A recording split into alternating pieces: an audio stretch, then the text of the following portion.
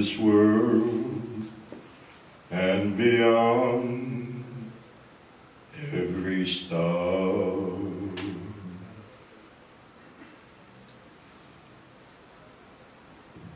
So the reason I started off with a little song is because SICA is known for entertainment and things like that. But actually, my understanding of SICA is a lot broader than just singing or tap dancing.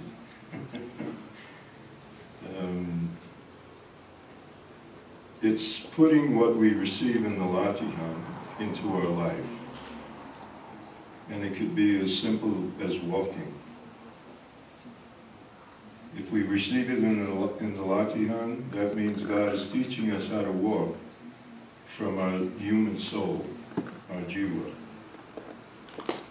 So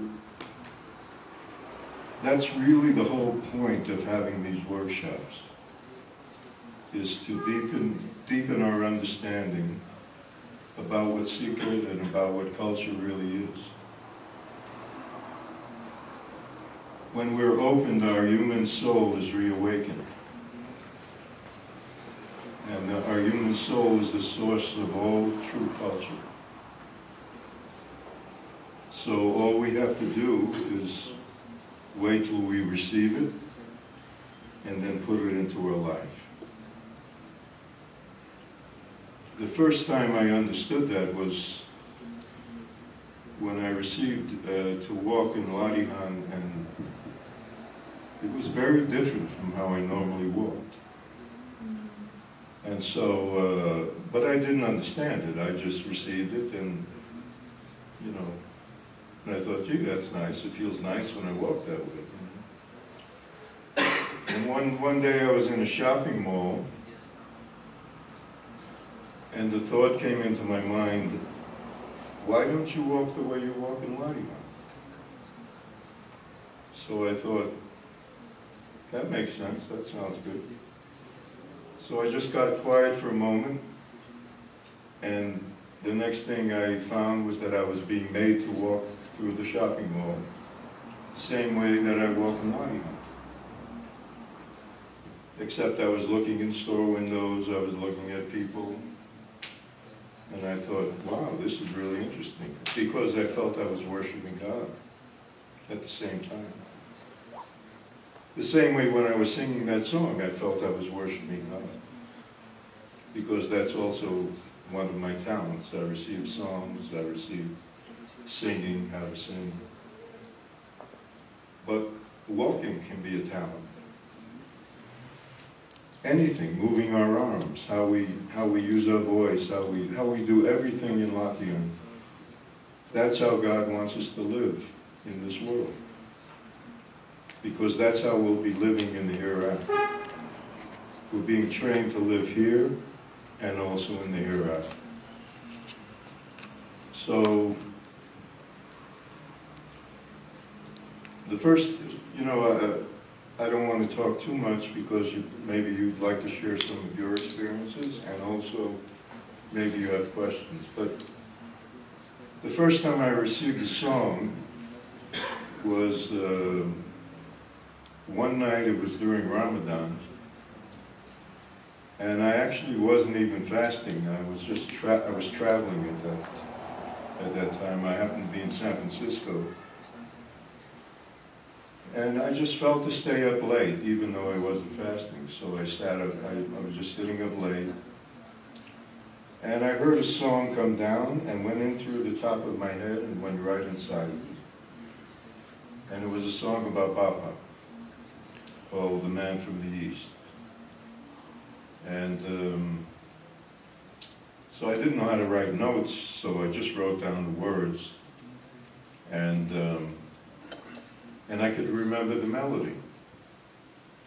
And then I thought, gee, I wonder if I could receive another song. Another song came down, went inside of me. So I wrote down the words, you know.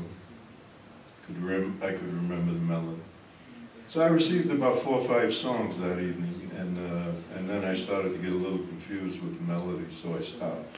And so that was the beginning of my singing and my receiving songs. And then I went to Chilandak in 1971, and I stayed there for 5 months, before the World Congress, during and after the World Congress. And I kept feeling that I had to sing for Baba at his birthday. I thought, wow, that's not only that it was to sing for Baba and all the people that were there, but I had never sung to any audience. But I thought I had to have the courage to do it, because I kept receiving to do it. And so finally the birthday came, and there was entertainment, which people kept telling me, no, there won't be any entertainment. But actually there was. And so then I began to start singing to Baba, and Baba immediately closed his eyes and went into a deep Latihan. And I was feeling all kinds of things inside of myself. I was like, what's going on here? And every now and then, I had the thought, am I doing it right? And Baba would open his eyes and go, yeah. And that happened to be about 3 or 4 times, because I wasn't sure that even after the first time. So that was the beginning of my, after that nobody could shut me up, I would sing anywhere. So that's just a little. I mean, I've had very many receivings over the years in Subud. I've been in Subud now for 50 years. The one thing, in my understanding, why this has happened is because, come in. Is because I always try to put the Latihan into my life from the beginning, from the early Subud. I read something where Baba said when he first received the Latihan, he found it very easy to feel the Latihan when he was doing his Muslim prayers. But it was much harder to feel the Latihan when he was at work. So he said Baba had to make a much more of an effort to feel the Latihan when he was at work. So I thought to myself, well, if Baba had to make an effort, what should I do? I need to make an effort also. So I started doing that in my early days of Subud, and in the beginning I would just feel like dull vibrations going through my body. And that was fine, because I could feel the Latihan, and I always felt peaceful. Later on, I began to feel that when I went to Tokyo World Congress in 1967, I received a light feeling that enveloped my whole body. And I was really shocked because it wasn't something I was looking for. And in fact, I've never looked for anything. Every time I had a receiving, it was always a surprise, and always when I wasn't looking for it. And this light feeling also stayed with me all through these years. And then a few years later, I began to receive this movement that Baba calls the SICA, which is the remembrance or the closeness to the power of God. So, and that also has stayed with me all these years. So, what I'm doing is just essentially sharing some of my experiences, and hopefully some of you have also had experiences like this and would like to share them. And or questions, or anything else? That I was a facilitator on when I first came to become a facilitator, and I got that I needed to bring a story through for the Yes Quest. But I didn't know even, I mean, I was working with Marcus Mackay from Australia, and we were just there together, and so each night we'd talk about what we were going to do the next day in the Yes Quest, what activity we would be doing. So I'd go to bed, and I'd be woken up at like 5 at 8:30 in the morning, very unusual for me, and I'd wake up and grab my pen and the paper and just start writing, and this story was writing itself out of my pen. And I was sitting there like I was reading this story for the first time. You know, a character's name would come up, and I go, oh, that's a great name, I wonder. And then suddenly it would become clear why the character was called that name. And this beautiful story unfolded, and it's become now the story that runs through the Yes Quest. And it became a metaphor. And what I've done, this has happened a few times, a few more times since then, when I've needed a story to serve a purpose, the story comes. It's effortless. So that's one example of that. And the other example for me was when I love to paint. And I was in a time in my life where I actually committed to painting for 1 day a week. That was kind of a lot of time for me. So 1 day a week. And what I noticed at that time is when I was painting, over that period, I had such joy in my life, that it was inexplicable joy. It wasn't like anything else was happening in my outer world. And I had this sensation that painting was like dipping down into the river of my soul, bringing it up through and out of me through the painting, and that it was like I was being cleansed through the practice of painting, and that it was giving me this joy just from the act of doing that. Yeah. Some of it, people think of talents as something you have to make a living with. But actually there are talents that really are for our spiritual development. But all of these talents touch other people, can touch other people. So it's, yeah. Anybody else like to share something?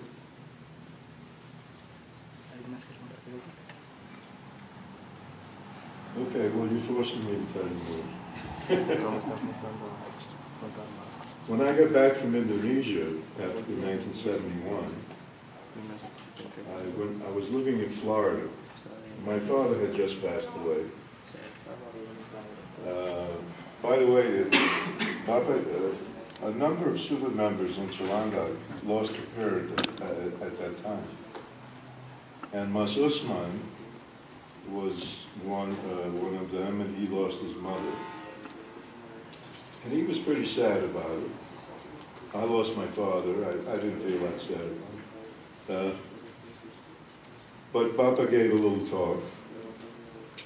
And he said that we didn't have to worry about our parents, whether they did Latihan or not. As long as we reached the human level, that they would automatically go to the human heaven, where they belong. So I thought that was pretty nice information. So when I got back to Miami to be with my mom, because I just felt that she needed some comfort, I went to Latihan in the group, and there was a fellow who never liked me. He was a helper in the group, and for some reason he didn't like me at all. And there was no way nothing I could do to make him like me. And he was the only other person that showed up for Latihan. So he was the helper, so I went up and he began the Latihan. And about the middle of the Latihan, I was made to go and sit down in a chair, which I never do in Latihan, but I was made to do it, so I was sitting there and I was just in Latihan, and I saw a snake come out of this person, and it was crawling towards me. And it didn't bother me because I've had some experiences like that before. And at a certain point, the snake turned and went out of the room, just disappeared, went right to the wall.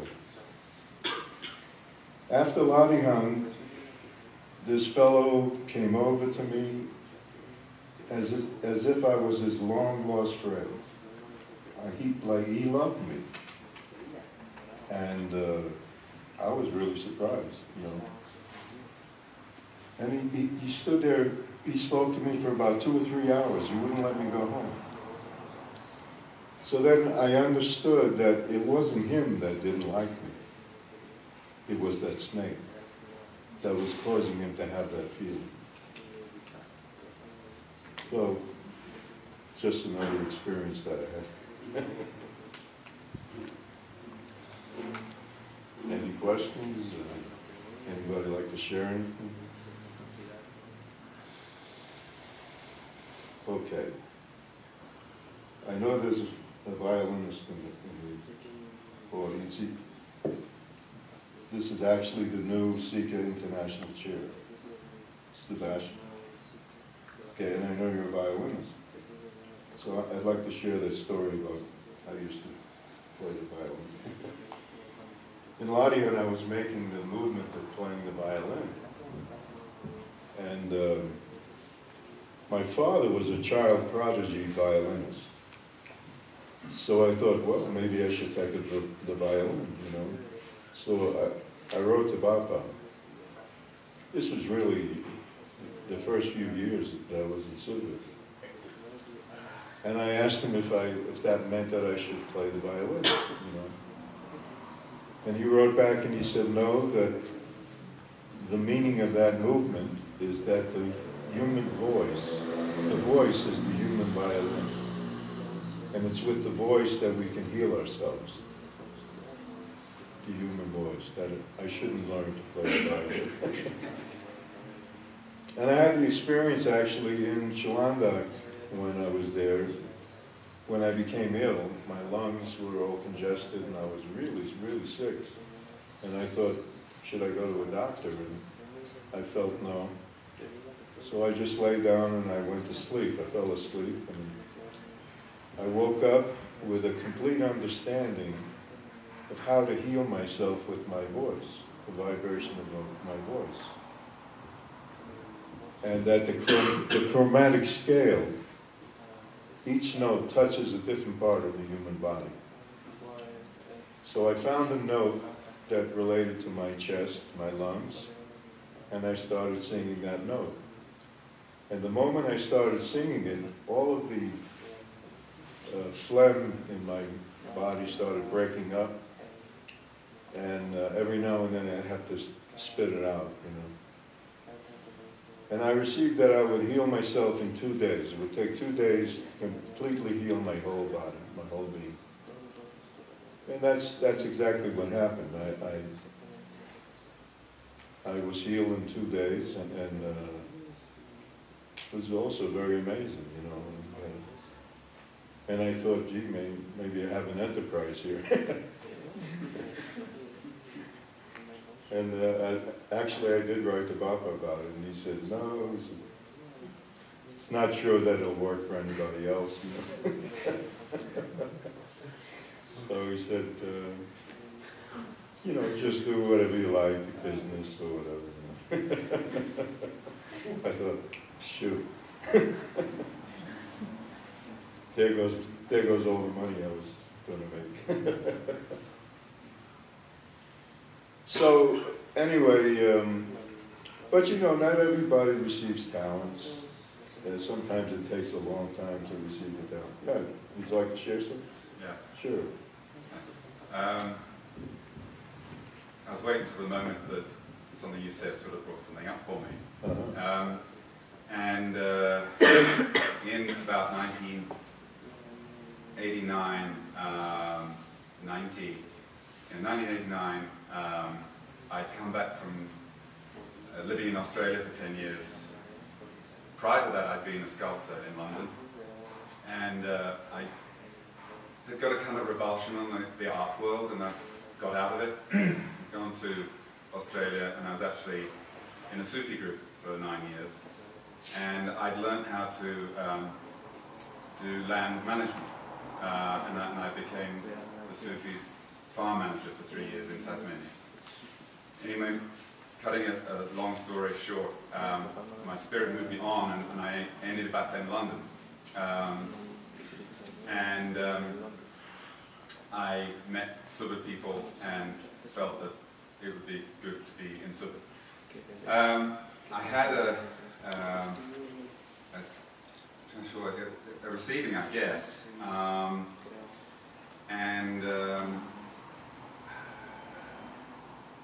I found myself, it wasn't in a proper receiving, it was just in somebody's house.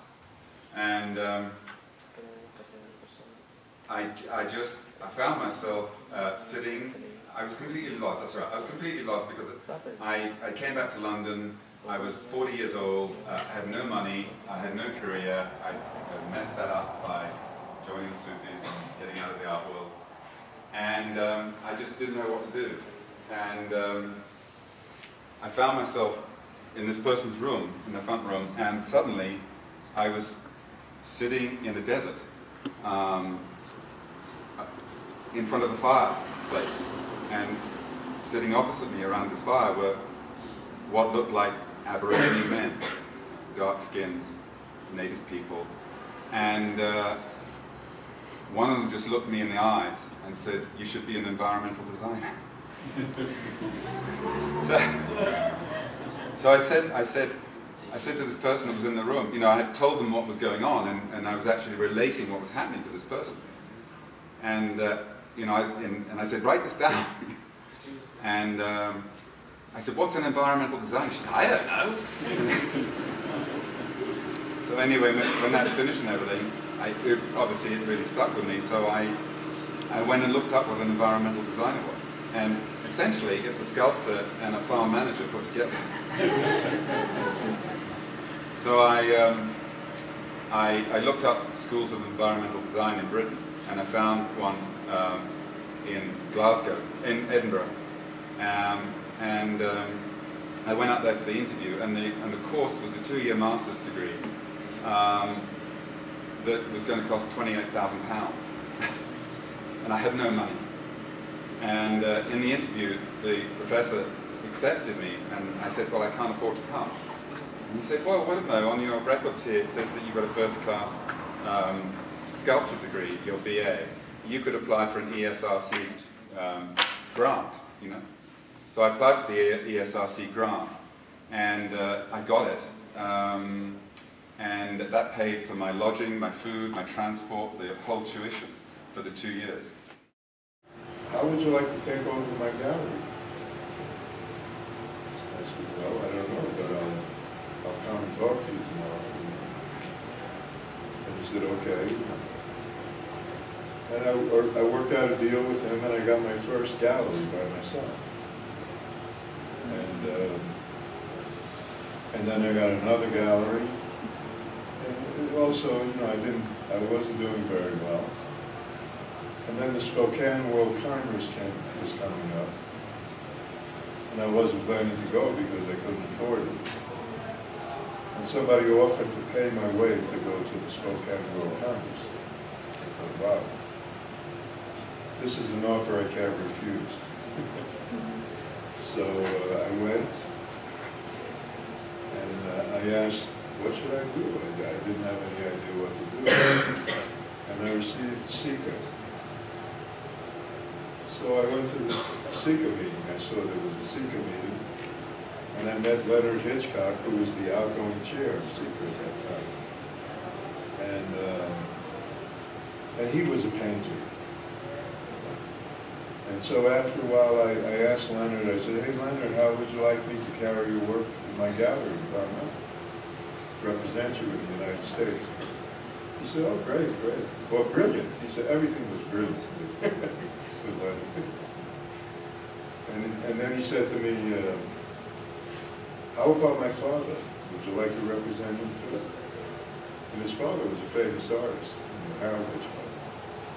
And I said, "You bet." So that's when I began to represent Harold Hisback in the United States. That's when I really started making money in the art business. And that's when I knew that Baba was helping me with the art business. So the experience came true, actually. So, anybody else? To your guys' stories about these very direct receivings, the thing that comes into my mind is that's not fair. Because, I mean, I feel like I'm, you know, like going along. I'm a creative person primarily. I feel like I receive songs. I would say that I receive songs. Definitely not 5 in a night.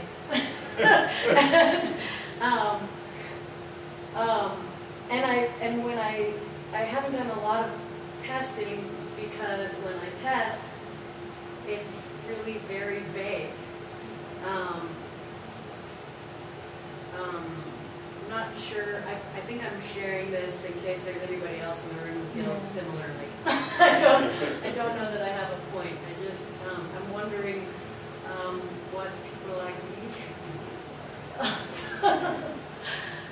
That's the reason we're having this workshop. Yeah. That's exactly why we're having this workshop. Because you know how you sing, but do you know how God wants you to sing? I don't know. I just always assumed they were the same thing. Well, that's what you need to experience in the testing. Because most of us do all kinds of things. You know, we have jobs.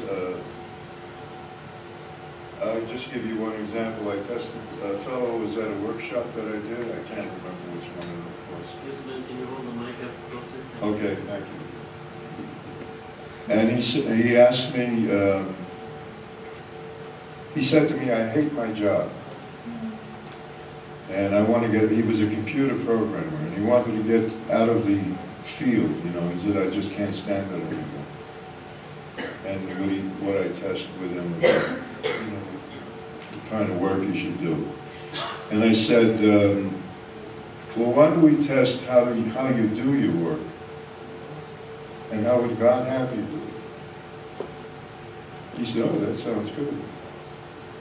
So we tested just those two questions. And he said, no wonder I hate my work. Look how I'm doing it. And look how I should be doing it. It should be light. It should be worship of God. It should be joyful.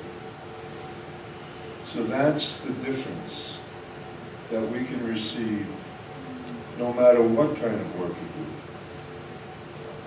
And actually, it goes down even further. It goes down to every action that you do in your life.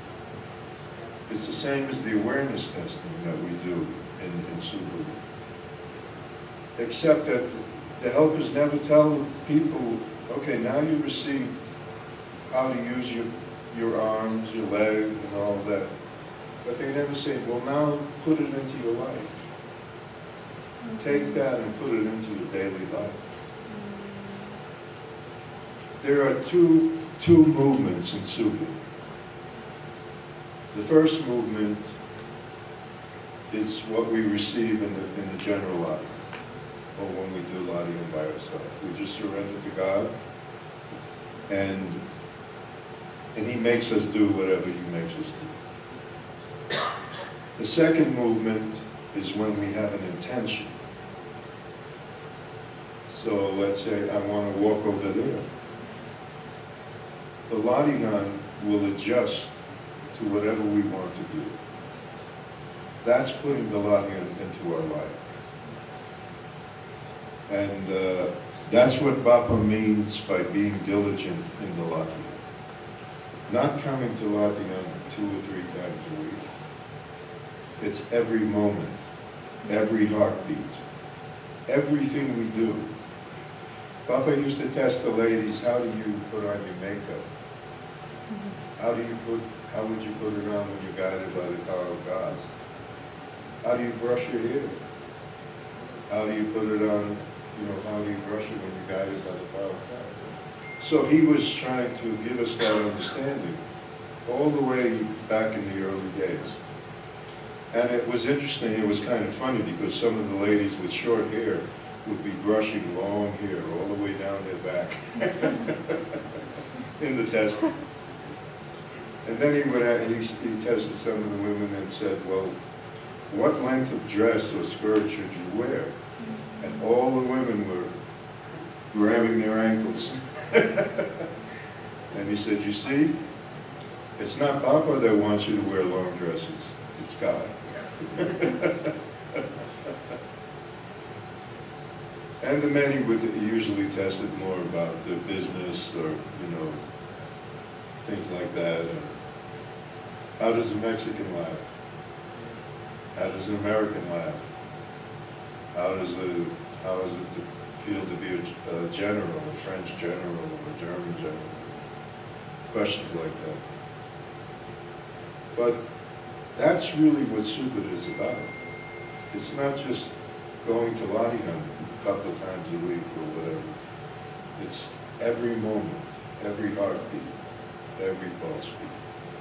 That's Subud. The Latihan that we go, the general Latihan, that's just the beginning. The very beginning. If we don't put that into our life, it doesn't mean very much. We're not really Subud. We're not really living Subud. So,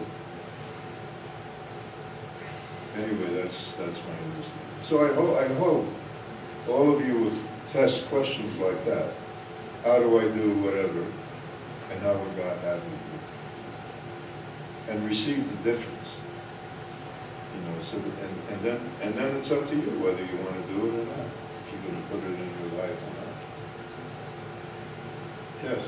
I want to say that I'm similar to Olivia where sometimes my tests feel really ambiguous. If I'm testing for if somebody else is in the room and I'm in support, I get very strong receiving.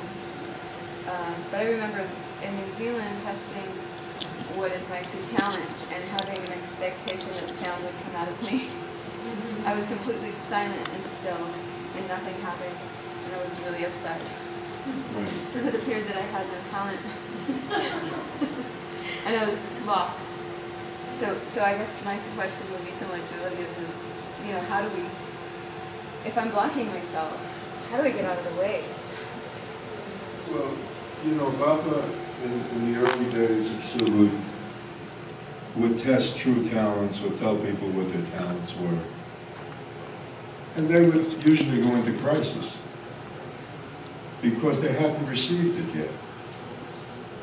And they couldn't do it. So he stopped doing it. And then he just said, do whatever you know, do whatever you like, whatever's easy for you, and that's it. And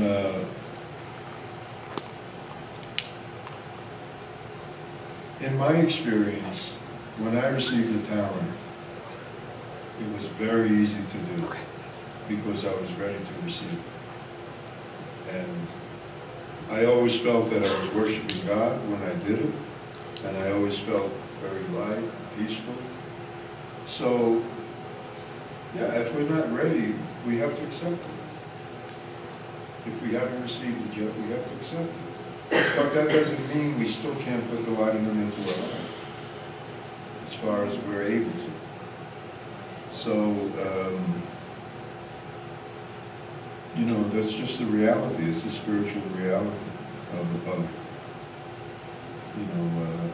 I asked Siddhartha about why it seemed that Indonesians have it easier, in their spiritual life. And he said, actually, it's only because of the ancestry. He said, and the Westerners have a more difficult ancestry. So it takes them a little longer, to get it. Indonesians seem to be, they live from their feelings, so it seems to be a lot easier for them. But they don't develop their minds, and that holds them back.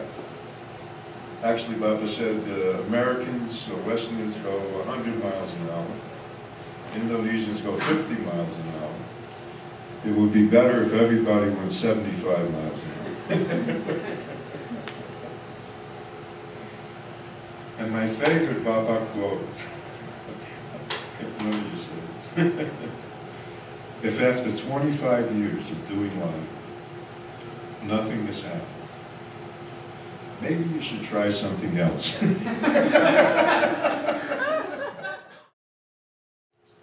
think one of the things I'm interested in testing about is courage, because even though I'm older, I still feel driven to make music and put it out there. I had one experience in early days. I wanted to be a country artist, so I went to Nashville and recorded 2 songs with a label there. It was an interesting experience. The bass player came into the studio with 6 basses, each one with a different sound, and the keyboard player was completely blind. But I learned from that experience. I didn't have a good experience working with the producer, and from going there, I found out that what I really wanted to do was music for the spirit, music that touched people's souls, music that perhaps came from my soul, although I can't claim to know what that means necessarily. But that's kind of, doing that was a transition for me, and that's the path I've been on since then, trying to create music that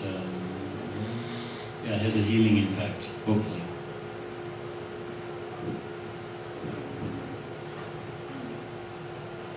Actually, Lucas has recorded some of my songs, and I'm still waiting for my first royalty check.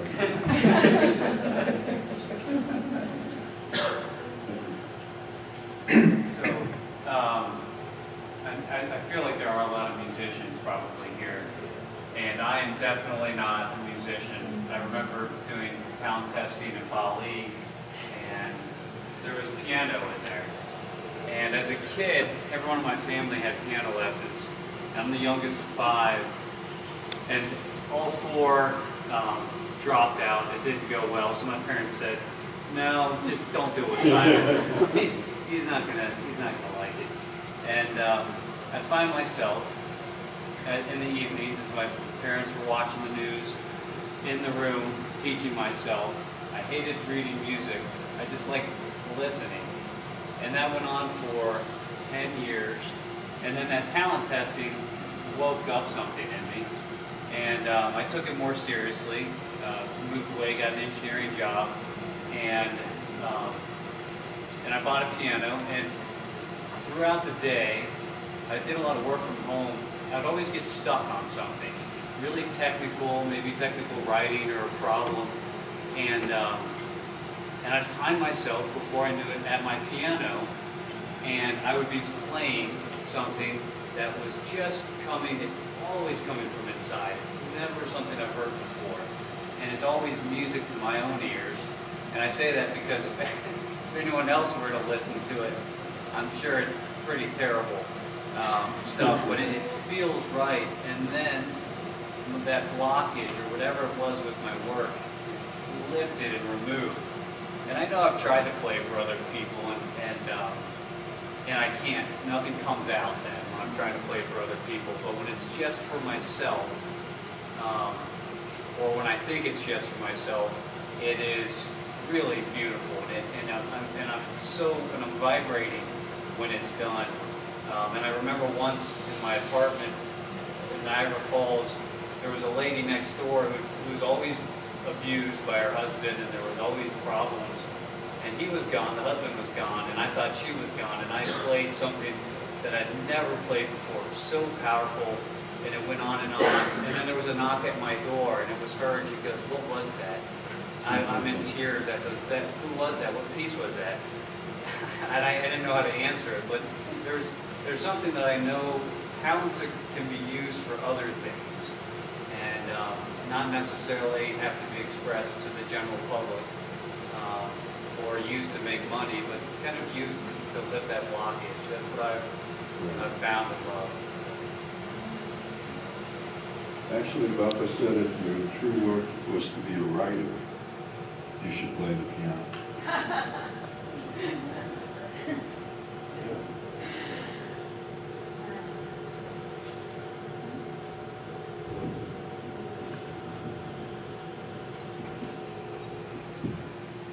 I've had a similar experience to you in terms of wondering what the purpose of my playing music is. And I earned my living playing music as a single guy for many years, and travelled around and sort of worked as an individual. But when I got married, I realised I needed to do something else in order to earn enough money to support a family. But there was always this sense of me that part of me didn't want to be a performer, and part of me wanted to kind of hide. And that's no good when you're in a room with a lot of people and everybody's looking at you. So when I got my name from Uber Rahayu, I also asked about my work. This was 20 years ago, and she actually said that, she reiterated kind of what Ismat has said, that one's talent is not always the means of actually earning a living. And she said, in your case, playing the violin is to prevent your jiwa from becoming arid. So that was the way she put it. But in the Latihan, over a course of time, the violin has come out again, and I've started to make these movements, and so much so that I've actually been a bit embarrassed about it in Latihan, thinking, am I kidding myself? I'm playing the violin here. I've stopped when it's arisen, and then sure enough it started again, and there's these sort of movements and very kind of graphic kind of bowings and things. But where I feel I'm at now is that when I get in front of an audience still, I'm not able to make that kind of connection to that feeling I have in the Latihan. So it's for me, hopefully, moving towards whatever that thing is, but there's still a lot of fear, and I know they call it stage fright or performance nerves, but if I could just kind of make that gap, that's kind of how I feel I'm at. So anyway, thank you for prompting that.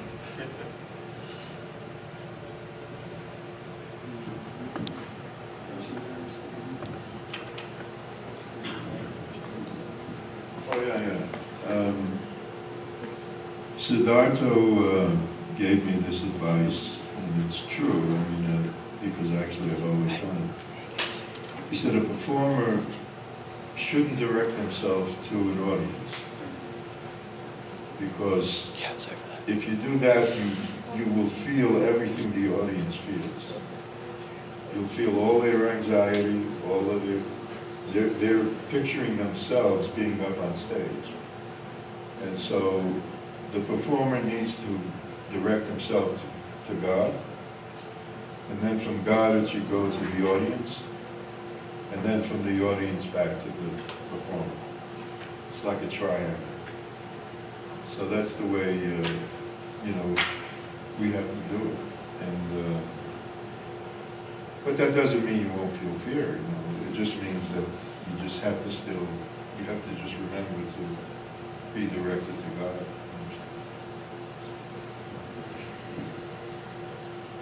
Just one more short thing. After the Nashville experience, I came back to Vancouver and formed a duo with a Subud brother who plays saxophone.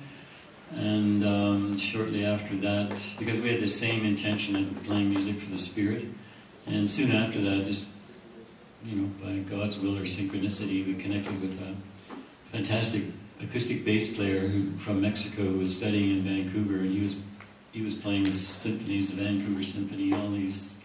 But he had an incredible ability to improvise. And so that was, playing with other like-minded musicians. They don't necessarily have to be in Subud, but if they have that soul connection, it makes a world of difference. And I've already had that with you here and with Olivier here, and I'm having it with some Colombian brothers as well.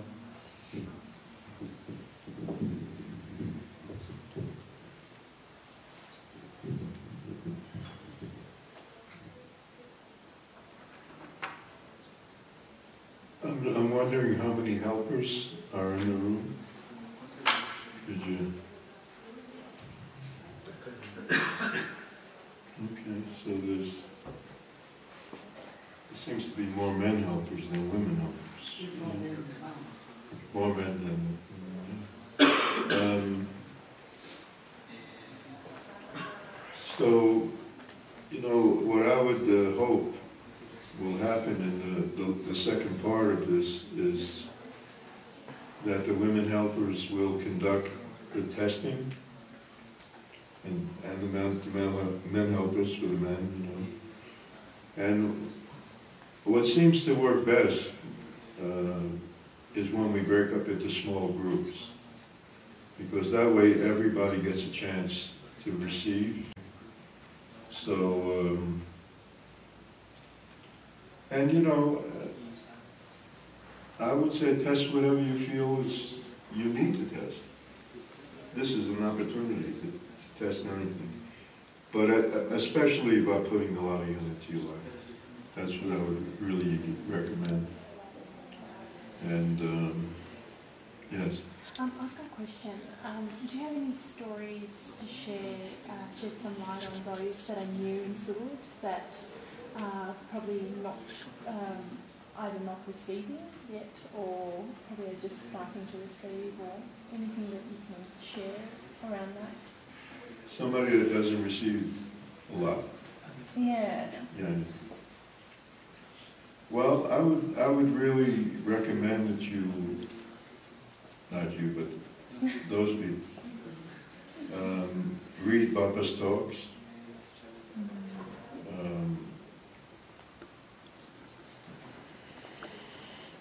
Be quiet before they go to sleep. Be quiet in the morning when they get up. Try to stay close to that feeling, even though they don't feel a lot, but try to stay as quiet as possible inside of themselves. I actually do have a story. When I was very young in Subud, of course I didn't have a problem with receiving, because when I received the Latihan, actually I never heard about Subud. I was laying in bed one night and I was thinking of ending my life because I was so miserable. I mean, I was about 25 years old and I just couldn't take it anymore. Although I wouldn't have done it, you know, I wouldn't have had the courage. I'm glad we didn't test about courage before then, but...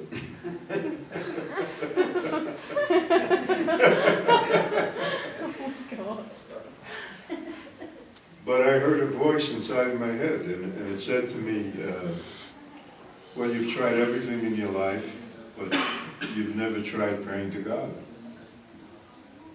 So I thought to myself, well, I guess I can kill myself next week. This week I'll try praying to God, you know. And, but then I realized I didn't know how to pray to God. But then all of a sudden, spontaneously, I just heard inside of myself, God, God, God, God. And the next thing I knew, the Latihan came over me and started shaking me on the bed like I was a rag doll. And I really had a full-blown Latihan for about 30 or 40 minutes. And I did Latihan for a couple of weeks that way, and every night. I didn't know what it was, but it made me feel good, so I kept doing it. You know. And then this voice came back to me, and he told me to go to a certain place, gave me a whole list of instructions, and I met a Subud member who was sure that Subud was for me, and kept bugging me to go to Subud. Finally I went because I had enough. And I noticed in New York, Subud, New York in those days, there must have been at least 50 helpers in the room, and another 50 or 100 applicants. And they said such crazy things, you know. I thought they were really all crazy, you know. But I noticed that they had in their, I looked in their eyes and I noticed they had this really peaceful feeling. So I just thought, I don't care what they call it, Subud, Shmubud, That's what I want. I want that inner peace, you know. So I decided to go, and this voice said to me, don't listen to anybody. Just read Baba's talks. I mean, I don't want to say that it was Baba that was telling me this, but that's my feeling is that it was Baba. Why this happened, I have no idea. So I began reading Baba's talks, and then I finally got officially opened. It was the same exact Latihan, except I was standing, and I was made to bend over backwards and finally fall on my head on the floor. And I did this for almost a year, every Latihan. It was a very big test, I can tell you. Because I didn't like falling on my head on the floor. By the grace of God, they had carpet on. And so I never got hurt, you know. Well, I'll just tell a little more. I don't even know why I'm telling this whole story. One day I stood up in Latihan, and I felt I have legs now. I never felt that I had legs, spiritual legs. And I also felt that I won't have to lay on the floor anymore. And it never happened again. I never fell on the floor again. I never laid on the floor again. So, but I had received nothing that I could use in my life. Falling on my head, I mean, that's not something I would want to do. But I still took the feeling of the Latihan, and I put that into my life, even though it was not alive. But later on, after I stood up and I started receiving human movements and things like that, then that's what I could put into my life. And that was much easier, much more fulfilling, much more satisfying, you know, because once you start to move and you can actually feel that in your daily life, it really feels very good. Everybody wants to feel the life that I know at Subud. They want to feel it as much as possible. So, but it's an effort that we have to make.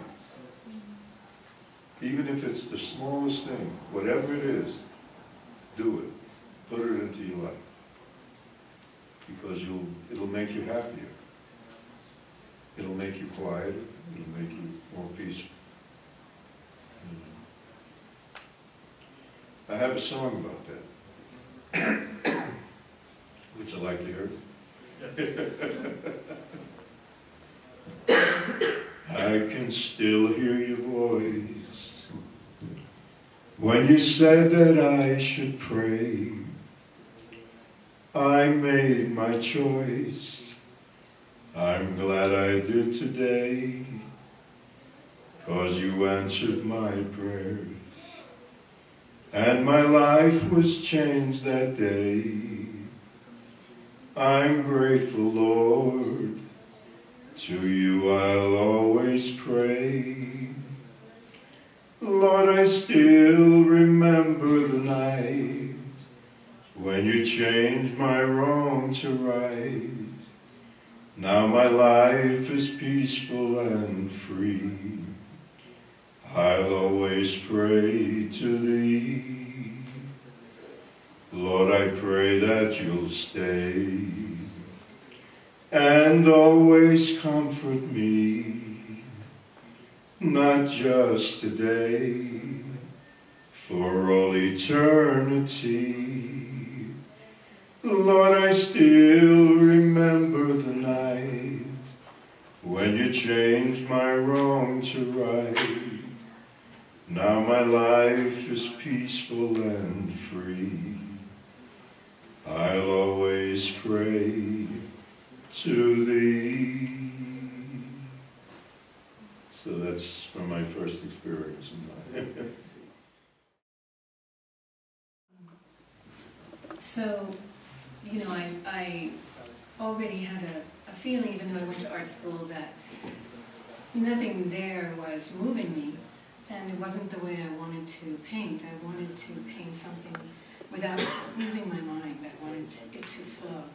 And even the implements were important, so I ended up having a love for natural things like, so rice paper really attracted me.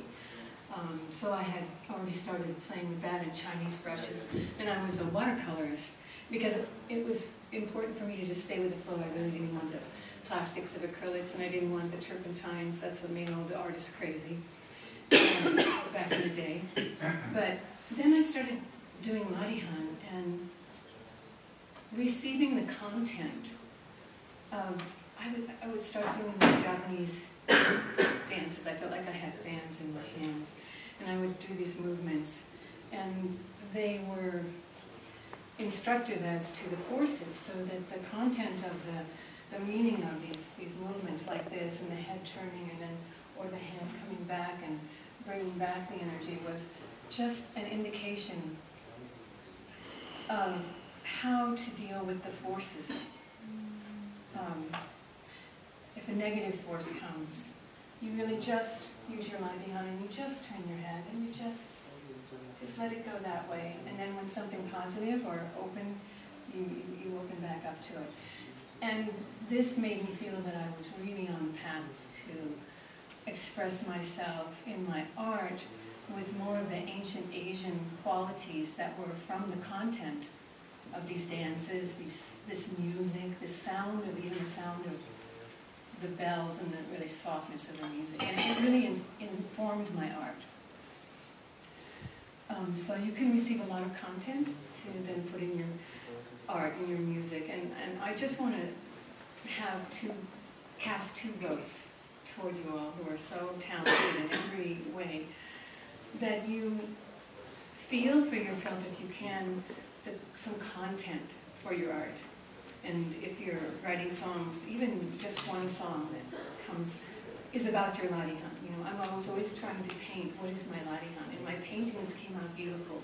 They were birds and flowers and things like this, but the feeling in them. I was asked by an international feng shui congress to speak and to show my work because I'm a feng shui artist. I said I am. You know, apparently everything I received in the Latihan was a training for this. And the nice thing about that art, you know, is that, for instance, a lot of my paintings are vertical, and they're from nature, but they explain it in feng shui as heaven to earth.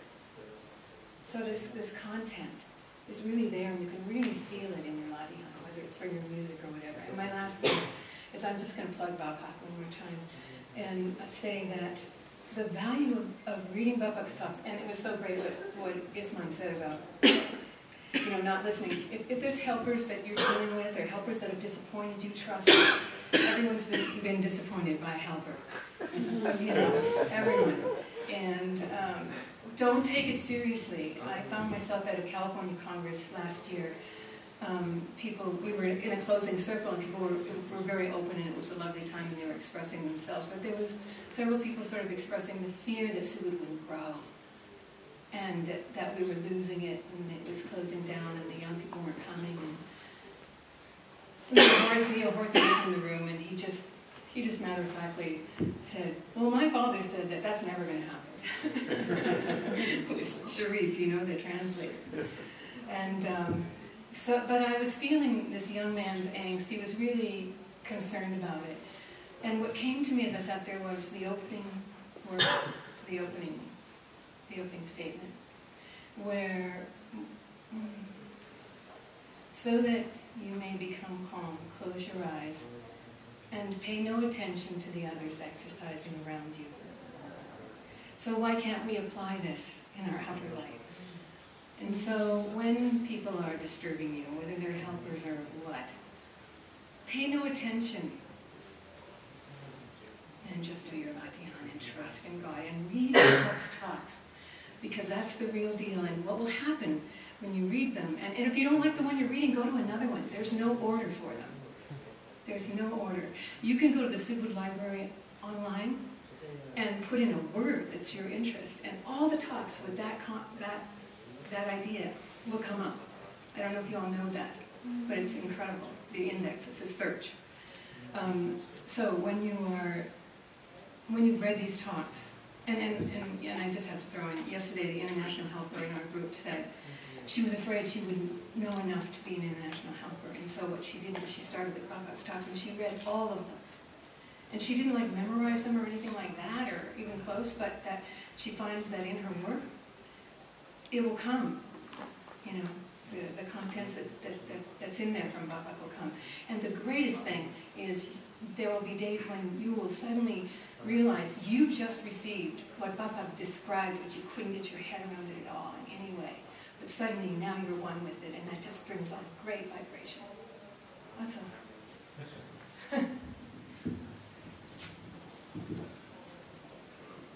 You know, Papa said that when we're opened, God Himself is present at our opening. And the angels write your name in the book of life.